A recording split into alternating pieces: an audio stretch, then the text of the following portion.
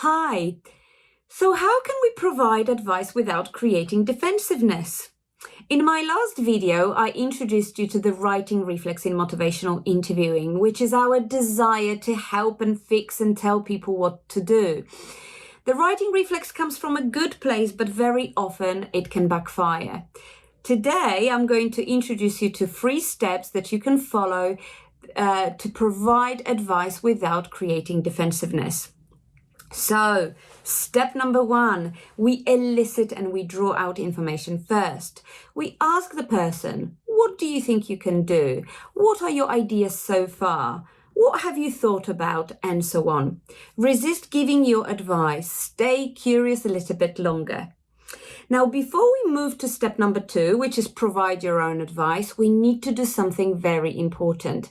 We need to ask for permission to give our own advice. We should say something like, can I share with you my ideas? Would you mind if I tell you what I think? Now, it sounds simple, right? But there is a caveat to that.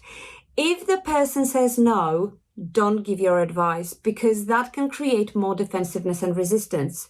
After all, they told you they are not interested in your opinion, so don't give your advice.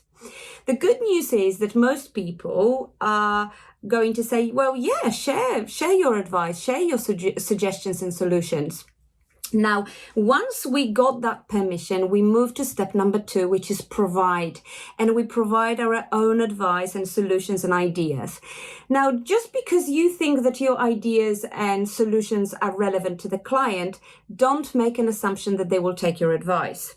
Move to step number 3, which is elicit again.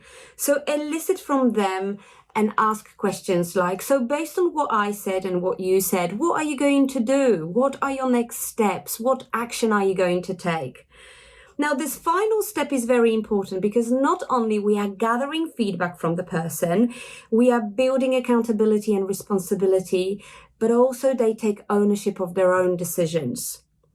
So there you are. These are the 3 steps that you can follow. We elicit, we provide our own advice after we get the permission, and then we elicit again. I hope you found this really useful. Let me know what you think, and I hope to see you in the next video soon.